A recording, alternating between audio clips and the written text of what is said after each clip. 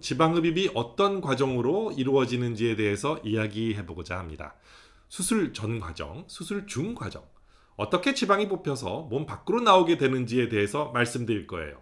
수술 후에는 어떤 과정이 일어나는지에 대해서도 자세하게 설명드리려고 합니다. 그러니까 이 영상 나가지 마시고 끝까지 시청해 주세요.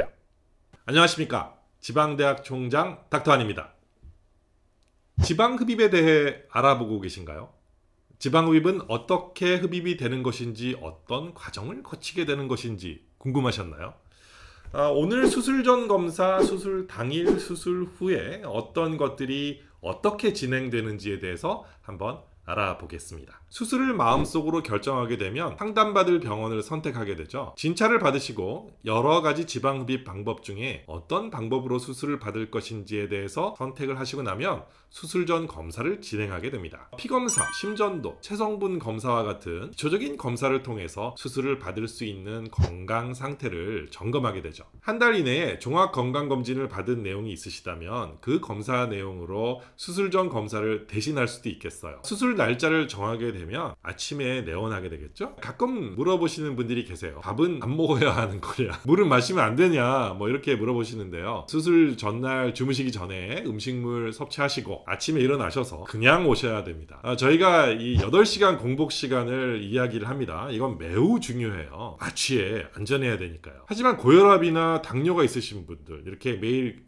약을 드시는 분들은 물 정말 조금 가지고 반드시 약을 드시고 오셔야 됩니다. 수술 당일에 병원에 오시게 되면 수술 전 디자인을 하고 수술 방으로 이동을 하게 됩니다. 디자인 과정은 정말 중요한 과정입니다. 이 좋은 수술 결과를 얻기 위해서는 디자인이 정말 중요하죠. 디자인에 대해 궁금해 하시는 분들은 이 위에 이 링크 일로 들어가시면 디자인에 관련된 영상을 보실 수 있습니다. 수술방에 들어가면 몸 전체를 소독제로 소독을 하고요, 수술을 하게 됩니다. 요즘 지방흡입은 모두가 이 투메선트 용액이라는 걸 이용을 해서 수술을 합니다. 이 용액 안에는 리도카인 마취제가 들어가 있고요, 에피네프린이라는 혈관 수축제가 들어갑니다. 거기에 원장님에 따라서 약간 다르게 바이카보네이트 소듐이라든가 트라이암시놀론, 히알루로니다이스라는 이런 약물들을 섞기도 해요. 아무튼 리도카인과 에피네프린이라는 약이 제일 중요한데요, 이 용액의 역할은 물론 아프지 않게 하는 기능이 제일 먼저고요, 흡입을 위해서 지방 조직을 부풀리게 하는 역할을 하게 됩니다. 지방세포는요, 여러 개가 모여서 하나의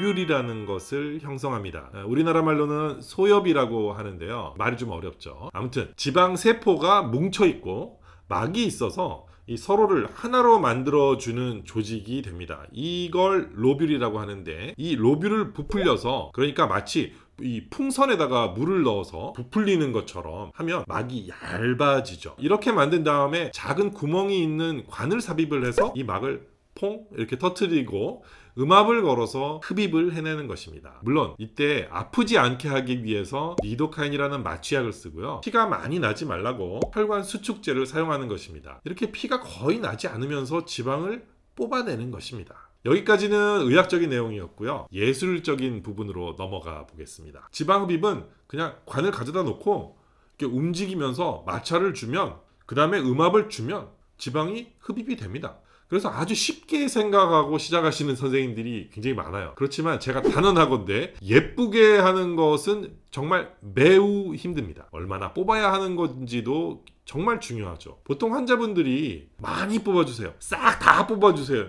많이 막 이렇게 말들을 많이 하시는데, 이런 말은 잘못하면 원장님들이 자기 실력보다 더 많은 지방을 뽑아내는 시도를 할 수 있기 때문에 조심하셔야 돼요. 피부 바로 아래 약간의 지방이 남겨져 있어야 수술한 다음에 울퉁불퉁해지지 않아요. 그런데 과도하게 하다 보면 지방의 제일 상부층을 건드릴 수 있게 되어서 울퉁불퉁한 결과를 만들 수 있습니다. 한번 울퉁불퉁해진 건 고치는 게 굉장히 힘들고요, 재수술을 통해서 복원할 수 있는 원장님은 몇 분 되지 않으세요.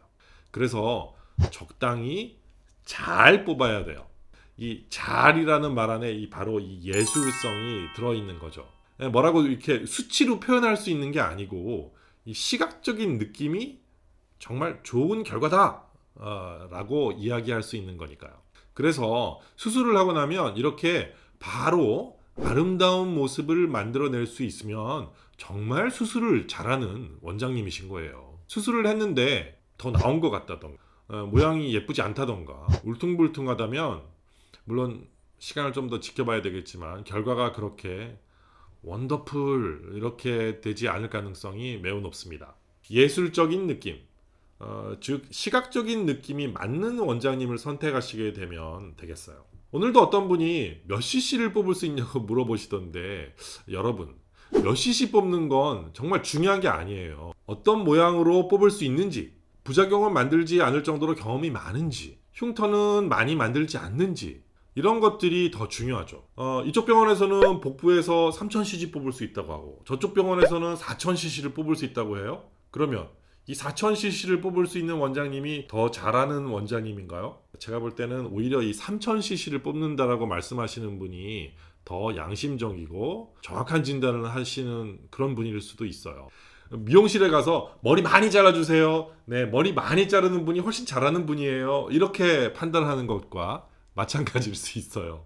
예술성, 정말 잘하는 원장님에게 자신의 소중한 몸을 맡기셔야 합니다.